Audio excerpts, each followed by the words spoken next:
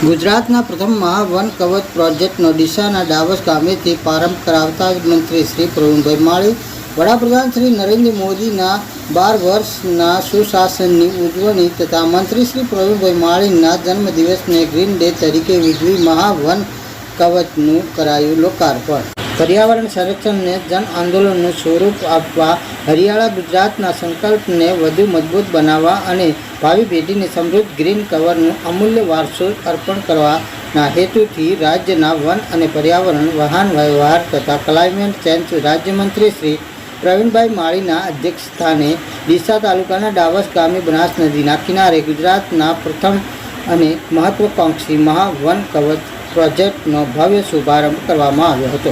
જનપ્રતિનિધિઓ, અધિકારીઓ, વિદ્યાર્થીઓ, શૈક્ષિક સંસ્થાઓના પ્રતિનિધિઓ, ગ્રામજનો અને મોટી સંખ્યામાં નાગરિકોએ ઉત્સાહપૂર્વક વૃક્ષારોપણમાં ભાગ લઈ પર્યાવરણ સંરક્ષણનો સંકલ્પ વ્યક્ત કર્યો હતો।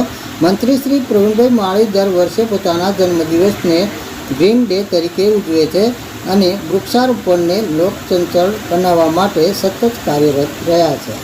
આ પ્રસંગે મંત્રી શ્રી પ્રવીણભાઈ માળીએ જણાવ્યું હતું કે મહાવન કવચ માત્ર વૃક્ષારોપણનો કાર્યક્રમ નથી, પરંતુ ગુજરાતના પર્યાવરણને લાંબા ગાળે સુરક્ષિત બનાવવાનો દૃઢ સંકલ્પ છે। રાજ્યમાં પ્રથમ વખત બનાસકાંઠાના ડાવસ ગામેથી શરૂ થયેલો આ પ્રોજેક્ટ 120 એકર વિસ્તારમાં વિકસાવવામાં આવશે, જ્યાં ગુજરાતના વિવિધ ભૌગોલિક અને પર્યાવરણીય ઝોનને પ્રતિબિંબિત કરતા વિશિષ્ટ વિભાગો ઊભા કરવામાં આવશે। Bureau report, Gujarat news nation, Banaskantha.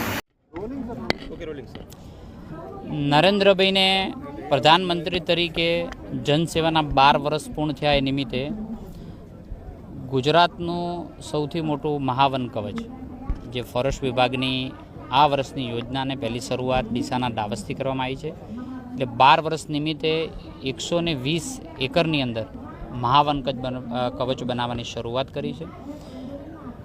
અનેક પ્રકારની થીમો સાથેનો ગુજરાતની થીમ હોય, અલગ અલગ ગુજરાત રાજ્યની જે સ્પીસીસો છે એ ચાહે કચ્છની હોય, ઉત્તર ગુજરાતની હોય, દક્ષિણ ગુજરાતની હોય, મધ્ય ગુજરાતની હોય, એમાં જે થતી સ્પીસીસોને પણ એક જગ્યાએ જોઈ શકાય, એજ્યુકેટ થઈ શકે, એ માટેનું આ મહાવન કવચની શરૂઆત આજે ડીસાના ડાવસ ખાતેથી થઈ છે, જેમાં જિલ્લા ભાજપના પ્રમુખશ્રી, જિલ્લા પંચાયતના પ્રમુખશ્રી, બનાસકાંઠાના સૌ આગેવાનો, ચૂંટાયેલા પ્રતિનિધિઓ અને સાથે ગામ લોકો એક સાથે લોકો પોતાની રીતે વાવેતર કરે અને એનું જતન સર્વાઈવલ રેશિયો સાથેનું મહાવન કવચની શરૂઆત થઈ છે।